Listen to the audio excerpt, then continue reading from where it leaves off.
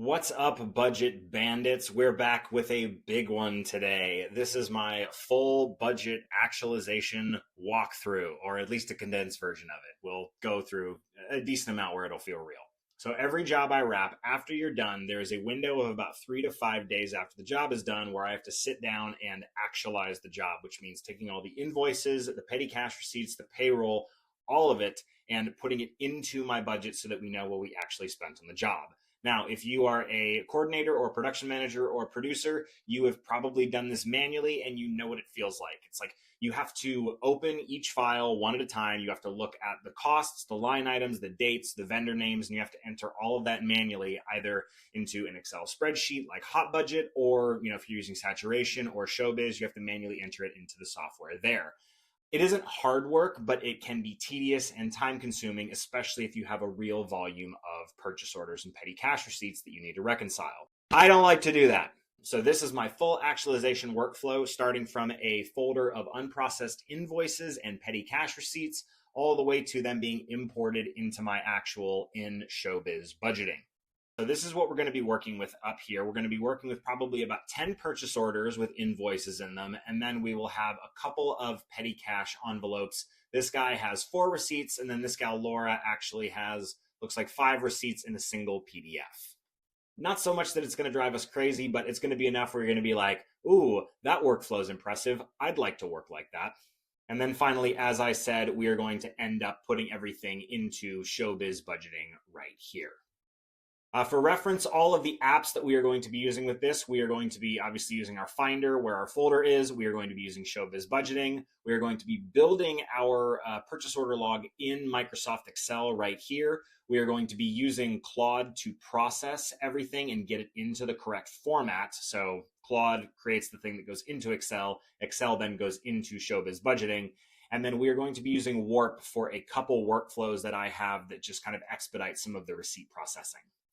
And one thing I need to say is that this process is as close to automated as I've been able to get it, but it does not replace the human element. You, as the producer or production manager or coordinator, you need to verify everything. You are on the job. You know roughly what things cost. You know if something looks off. That part stays with you. What this really does is it expedites all the data entry into at least a clean place. Like once it's all in the Excel spreadsheet, I can very cleanly go through each receipt, each invoice, and be like, all right, is any of this off? Is any of this inaccurate? And make those adjustments from there. So for some context, the very core of this workflow is a shell script that I have built called Extract. And I'm going to pop this open for you guys right here so that you can have a look-see. And what this is, it is a script that I can invoke from my terminal over here. I'll type the word extract, and then it will actually bring up this whole thing, and it will run the code once I give the folder path, but we'll get back to that in a minute. But basically what this shell script does is it makes use of 2 command line interface tools that allow it to go through all of my files here. It will go through this entire folder and it will search for particular files matching a criteria that I set, and then it will extract the information from those files, and then it will put it into a simple text file with a predetermined prompt that will tell an AI agent, hey, take all this information and process it in this way that I am instructing. So the 2 commands that I want to point out here are a command called pdftotext and Tesseract. Now, these 2 commands are doing something very distinct. pdftotext is a command line interface tool that basically will look at a PDF file like this one right here. And what it will do is it will actually go into the file itself, into a layer beneath it, and extract all of the text from it. So the unique thing about different file types, a PDF file, this isn't just text that happens to be like laid on top of a page, the way that you might take a picture. There is actually a separate layer beneath the exterior of this file where all of these words are actually baked into it in plain text. And so it is extracting from that. So it's a very useful tool to be able to go through all of this and pull all of the information into one place. So now that we know what we're going to do for PDFs, we need to figure out, okay, how do we read image files like JPEGs and PNGs like we might find here with petty cash? Because right here, these are pictures that my PA sent me. So there's no text in here that a PDF to text is going to be able to extract. And that is where this little function called Tesseract comes in. Tesseract, again, similar to PDF to text, it is a command line interface tool. And what it does, it uses something called OCR, which is short for optical character recognition. And the best way that I can put it is like a digital eyeball that will look at a picture and it will try and ascertain if what it is looking at looks like a letter, and then will basically write out what it believes that image says. So if it's an image of a person's face, it's not going to pull any letters from it. But from this receipt, it can actually pull a lot of this information with relative accuracy, especially something like this, like Dick's Sporting Goods, home driving range kit sale, all these things that are really in bold. It shouldn't have a problem picking those up. So those are the core of what this is, and what it will do is once I give it instructions and once I give it a pathway, it will comb through every one of these folders looking for the specific criteria that I have set for it, and then it will output all of that to a text file. And basically the entire concept behind this is that I can take that one text file, drop it into my AI agent, and it will process all of it to give me an Excel sheet of budgetary information that I can then refine and finalize from there. So now that you've made it through the entire setup, let's actually get down to the brass tacks of the entire actualization process. So at the very beginning, what I like to do is I need to first get all of my invoices into the proper naming convention so that this command extract knows exactly what it is looking at. I can actually close this now. So what I need is for all of my invoices to start with the letters INV, short for invoice. And then all of my receipts need to start with the letter REC for receipt.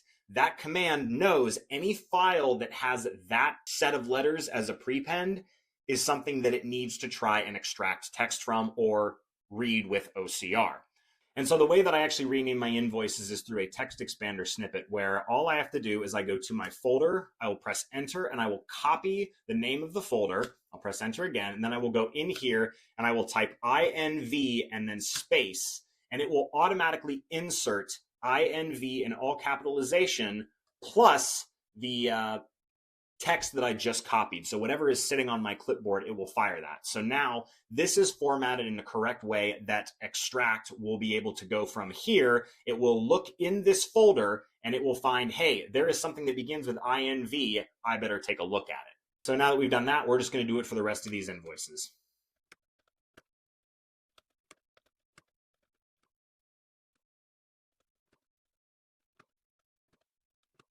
All right, so our PO folder is all set and ready to go. It is named appropriately, so the command will be able to find each of these files. Actually, oh, that's a double period right in there. We got to fix that.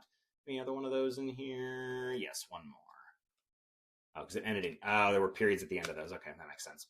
All right, so we've done that. Now we need to go to petty cash. So we have all of these receipts in here. Thankfully, I have already done the job of naming all of James Wilson's receipts with REC, so it will find these no problem. So Laura is actually going to be a two-step process here. We can see that she has all of these receipt scans, but they are in a PDF format. But even though they're in a PDF, these are images or scans, which means that there is no embedded text in here for PDF to text to find. So what we need to do is we first need to extract each of the pages of this PDF as individual JPEGs. And then from there, we need to make sure that those JPEG files begin with the letters REC so that the command knows what to look at and extract from there. So I've got a little mini shortcut that I've developed, and I'm going to make a separate video on this, but I love it because it's cool. So there's actually a Mac shortcut command that I built with a script integrated where I can actually right click on this. I can go down to my quick actions menu, and I have a thing called extract image from PDF v3. And what you will see when I click this is that a folder will appear in this directory, and then there will be individual JPEG files that start populating. So we do extract from image, LM receipts appears, and then we're going to start seeing LM receipt 1, 2, 3, and 4, and 5. All right. Cool. And then it gives me a notice that, hey, there was 5 pages in the PDF. We pulled 5 JPEGs, exported to LM receipts. There's the directory. Cool. All right. So we have what we need right here. It is all the receipts. They all look nice, good, clean. Now, the other thing we need to do is put REC at the beginning. Now, the simple way that we could do it, we could just go in here and we could type REC LM. There we go. We just repeat it for the rest of them. However, I'm not like that. I built another little script that will prepend things. I haven't baked it into a shortcut yet, but I can do it in terminal. So what I'm actually going to do is I'm going to go to this folder. I'm going to type Command Option C, which copies the directory path. So the full path that leads to this folder is what Command Option C will do for me. I'm going to go back into here. I'm going to type Control C to quit out of this. And then I have a command called prepend. We type that. It asks me for the folder path. I drag it here, or I can just paste it. And then it asks, what's the prefix you want to add? I want to add REC space. And then when I press enter, all of these are automatically going to start with REC. Oh, I thought it was going to do it automatically. Let's see here. Let's see, 5 files to rename, 0 already skipped, RECLM. I don't know why it's not counting the space. Let's try that one more time. We're going to go in here, we're going to copy, we're going to do prepend, enter, file path, prefix to add REC space. Weird. I may have to fix that bug, so it starts with REC. Anyway, doesn't matter. We will just say yes, we'll do that. And now everything has been automatically renamed to REC. LM. Just for the sake of organization, I'm going to change all these. All right, those all look nice and tidy. And again, for 5 receipts, we could have easily just done this by hand. It would have done more keys, but wouldn't have taken us as long as I did to kind of show you that there. But if you have, something like, say, petty cash receipts from like wardrobe or art department where like you might have 30, 40, 50 receipts, something like this becomes super useful to do if you need to get a very specific naming convention for all of the files. All right, so we have done that, and now it is time for the main event. So let's go back to our top folder. I'm going to click into the folder right here just so I can get the path. We're going to do Command Option C again so I can get the folder path. We're going to go down over here to terminal one more time. We're going to type extract, press enter. I just love how this looks. Whatever code thing this is, like Claude had built this in one thing for me, and I was like, I want all of mine to look like this because this looks cool.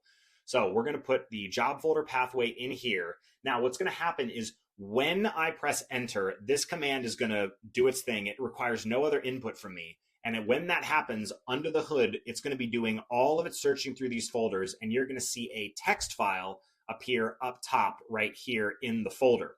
The only other thing that may happen is the extract command that I have actually kind of has a confidence counter where if it isn't sure what a particular file is, or it can't extract any text from it, and it's usually photo files. If they're like really bad receipt scans or really bad photos, or it's just kind of illegible, it will flag something as low confidence, and it will actually make a copy of it in a separate folder at the top. So I will actually have a copy of all of the bad receipts that I need to really manually verify as well. So that's a super helpful thing.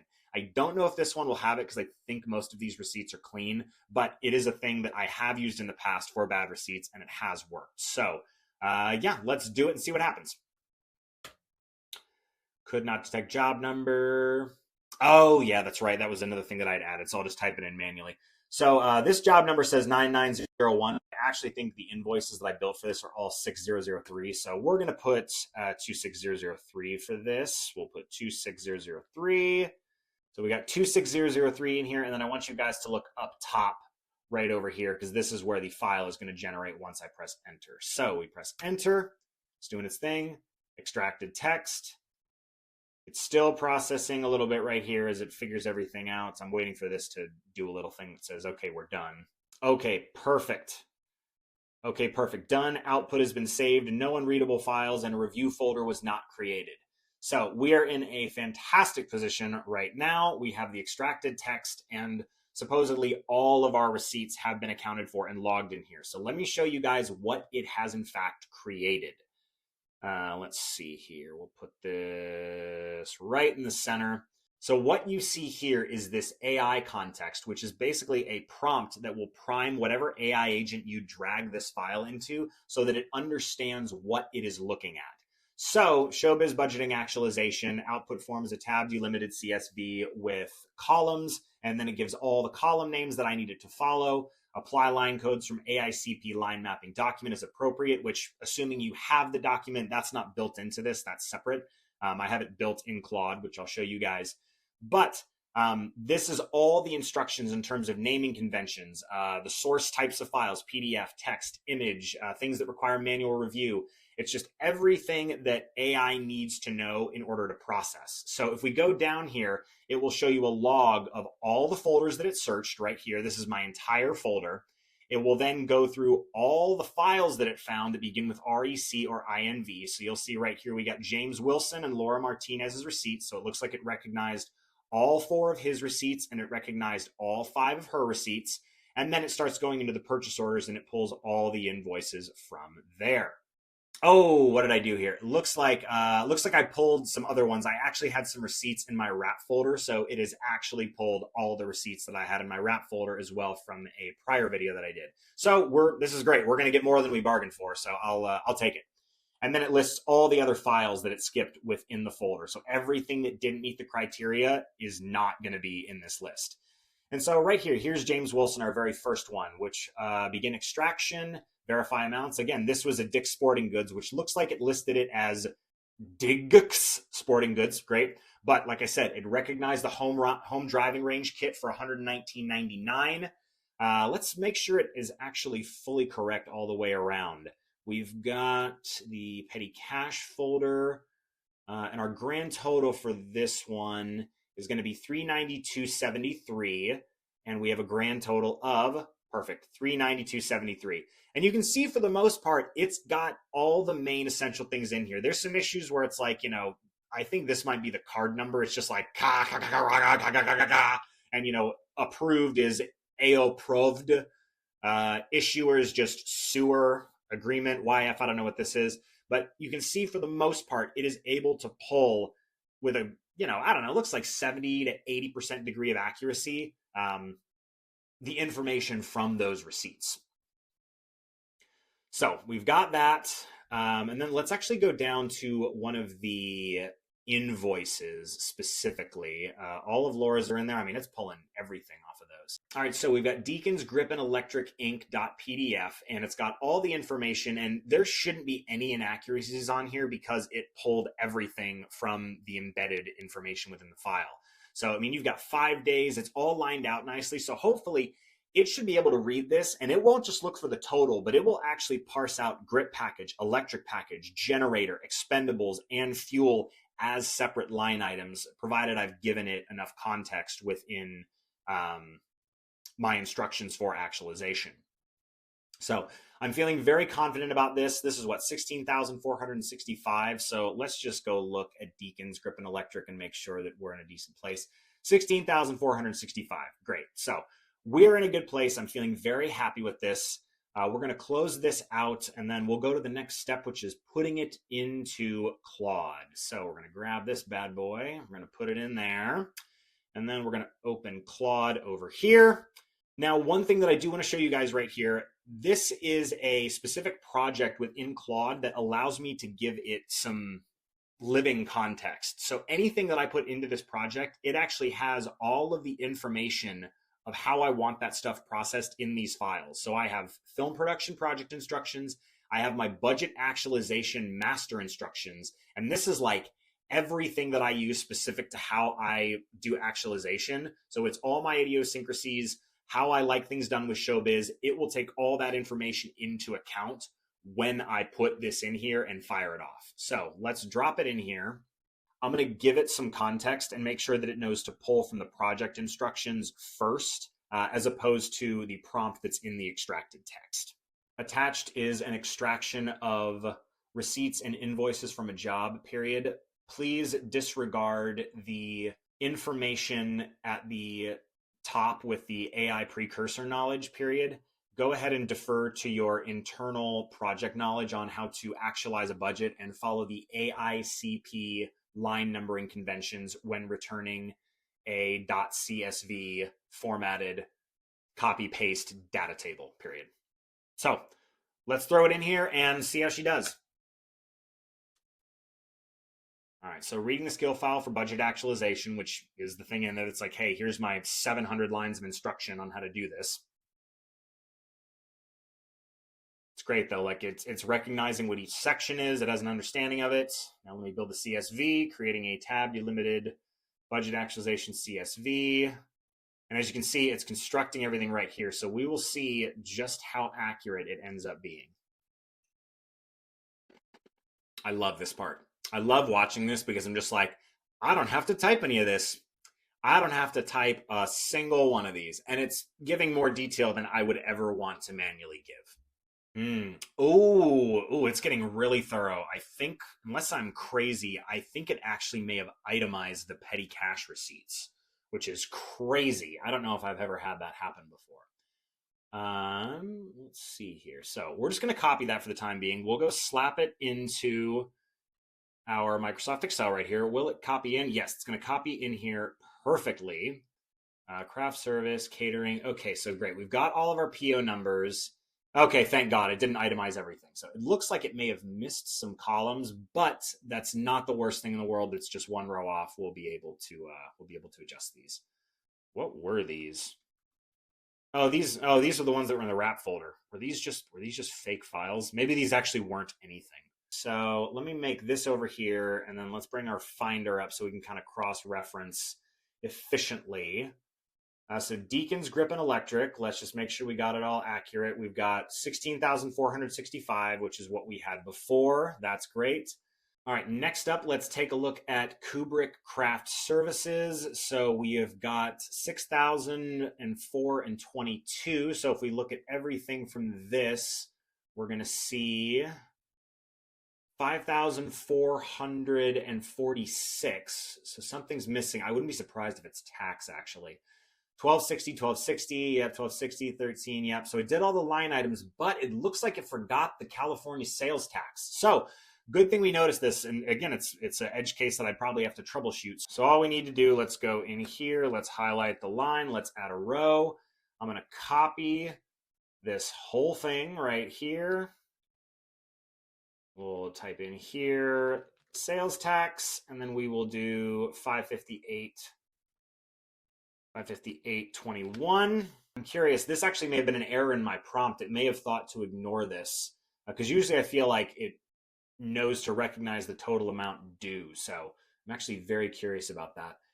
So next we'll go on to Tarkovsky Properties, 8,550. We go Tarkovsky Properties, 8,550. That one's all square. Scorsese Motors, we have got 4,290. 4,290, we're in business. Varda Set Design and Dressing, 8,947.50. We have Varda Set Design and Dressing, 8,947.50. We're looking good. Okay, so we're looking good on that one. I'll check through the rest of these super fast so that you don't have to watch me do all of them. Okay, looks like Fellini Supply also had the California sales tax that it did not notice. So 123.96, which is what we're going to add here. We'll do the same thing. Highlight the row, add a row. We're going to go into here, highlight the whole thing, and we will drop the sales tax in there. And what was that amount? 123.96.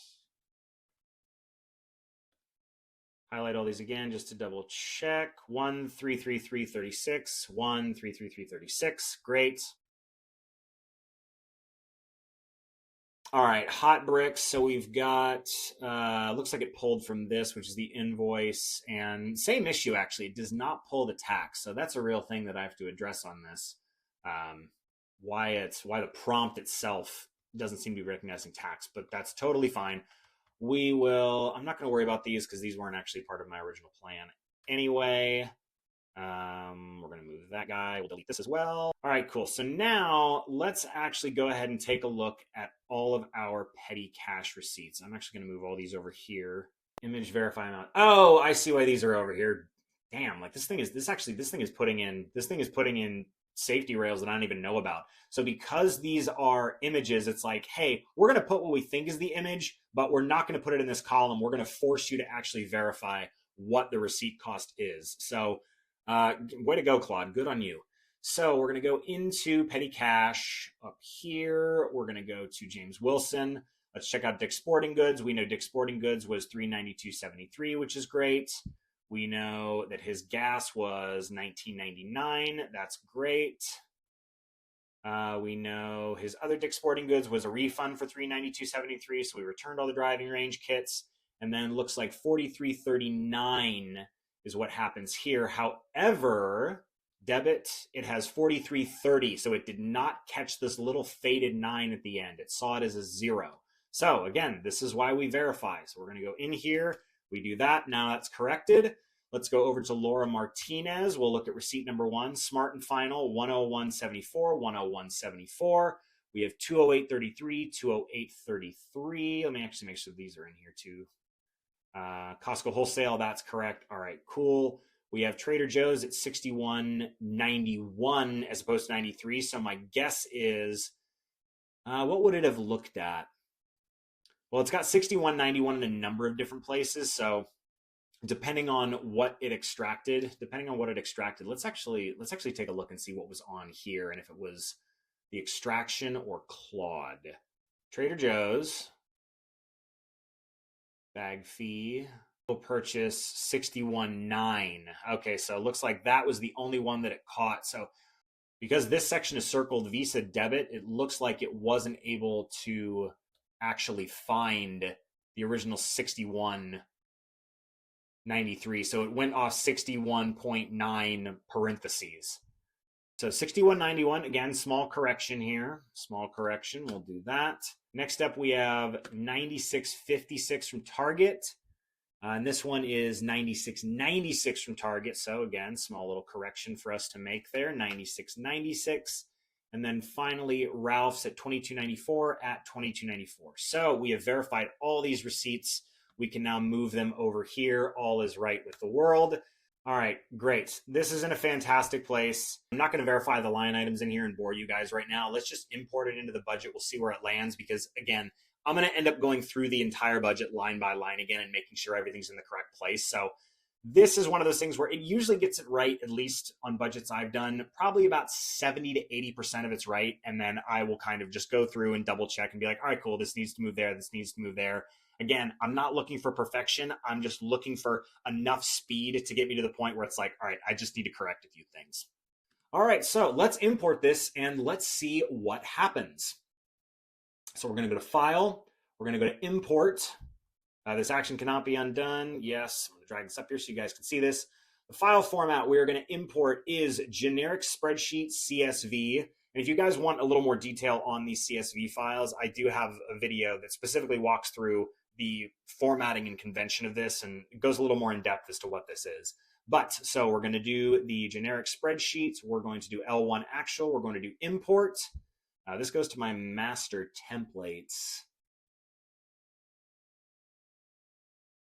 So what I'm actually going to do is we're going to go to back office Bandit demos. We're going to go into Apex. We'll go to accounting. We'll go to budget. And there we go. Here's our one, Actualize, right here. So we will press open, import records. Everything is landed in here. So now let's actually take a look and see if it was accurate at all.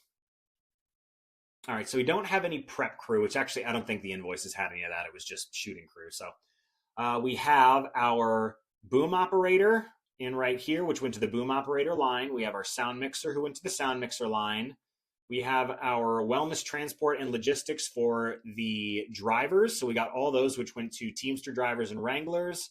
And then we had North Signal payroll services, crew payroll. Yeah, this was just a batch payroll thing. So normally your payroll would be each individual crew member lined out appropriately. So this was not a good sample of that. But I mean, smart enough that it was like, all right, hey, cool, this is production related. Let's slap it in the production supervisor section. This I would probably move to like line 50, line 51, just to be at the top of the line producer thing here. So we'll move that there. Next thing, let's go take a look at location and travel expenses. So we got location fees, which are Tarkovsky properties. Fantastic. Those are in location fees.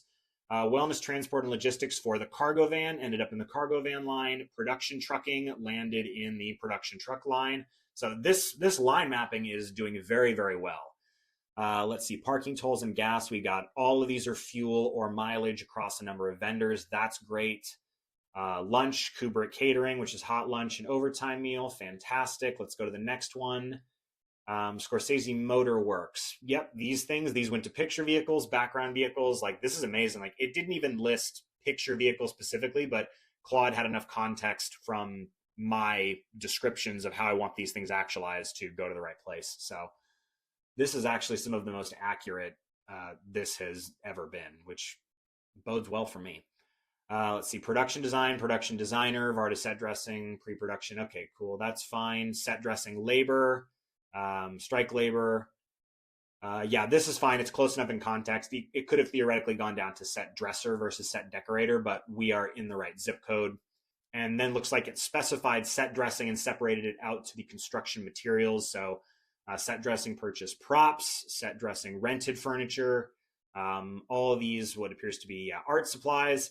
And so this Fellini supply, yeah, it's got a variety of things here. So it's pretty much in the right zip code. There's a few things here that it's like, oh, hey, like, hardware and fasteners, or like Duvetine or foam core. Like, maybe I would have wanted those to go to like expendables or for grip and electric. But again, it's a small thing that, I could adjust. Detail and prep fee for car prep, that's there. Camera rentals, good. Godard Camera House is there. Sound rental for Cassavetes Sound. Deacon's Grip and Electric. It's got the lighting package. It's got the grip package. It's got the Jenny in its own. Okay, Godard Camera House. Small HD 702 touch monitors. Those would probably go under camera rental as opposed to VTR. But again, it's not the worst thing. Production supplies. Kubrick Craft and Catering Company. This one's interesting. This should not go in production supplies. I would probably put this under craft services. So that was one that was miscalculated, but again, not the worst thing in the world. Why is there not a craft services section in there? It should be under locations. Where is craft services in here? I'm so used to crafty being at like line 138, actually. AICP, I mean, this is the AICP budget. It must have changed. Okay, well, I don't know where craft services goes now, so I'd probably slap it somewhere in one of these. I don't know. Anyway, that's a problem for future Duber. So we'll do that. So let's see what else. We got expendables, Fellini Supply Company. Yeah, interesting that they put the black gaff tape in expendables, but all the other ones elsewhere. Expendables for grip and electric for Deacons is fine. Godard Camera House, great. It identified the lenses, threw them in here. That's great. Media and drives. Yep. Express cards, media and expendables. That's fine. Let's see, special insurance. What's this? Insurance admin fee. Great. Don't know why that would be on there. And I think that was everything. And then petty cash, the envelopes came in, so they had JW and LM, so I'd have to go in here and I just have to put in their names and their departments for each one, but all those came in accurately, which looks great. And that's the run of it. That is my actualization workflow. What I'm going to do for you guys is I'm going to put a prompt down in the description below. And that prompt is basically a help me build this script for my computer. So you can throw this into an AI agent and it will give it all of the parameters of what I've kind of built and will help you build something like that for your own computer. This is the most comprehensive script that I have built so far. And it is also just very reliant on kind of the logic and learning capability of AI to be able to parse it out. And I mean, you guys saw it. It's like we had maybe 5 errors in the entire budget in terms of the numbers that it wasn't able to distinguish. So that's not bad at all in terms of, probably 70 entries that was, basically parsed out within 5 minutes. So yeah, the link in the description below will give you the instructions that you can put into an AI agent to help you build something like this for your computer. Because again, your numbering convention, your budgeting conventions are probably going to be a little bit different than mine. That one is like specifically designed for me and how I work and things like that. Additionally, the PDF to text and Tesseract features are things that you have to install. They are very simple to install once you understand Terminal. I have a link below to a thing called Homebrew. Homebrew is a thing that helps you install all of this. So you'll need to install Homebrew, and then that will then help you install PDF to text and Tesseract. All that's going to be down there with some literature that is designed to assist you guys. I realize Terminal may look a little bit intimidating, but I promise you, it is totally worth it once you kind of get over that learning curve. And again, there will be an AI set of instructions in there that is like, hey, help me install these things. How do I do that? It should be able to help you walk through that. Again, thank you all you budget bandits for joining me for this. This is a video that I've been very apprehensive about filming because budget actualization is kind of like my white whale of a project, because it's the one that I'm like, how do I shave time off this? How do I take 3 hours and condense it into 15? And I've like done so many versions of this over the years, and it gets better and better and better every time. And I'm very, very proud of this. And so I'm hoping this is something that you guys are able to either take all together or pieces of that you can apply to your workflow to be like, yeah, I want to actualize this way now, because the way that I was doing it is for cavemen and I don't like that. Thank you guys again from the bottom of my budget for joining me for another video. We'll see you on the next one.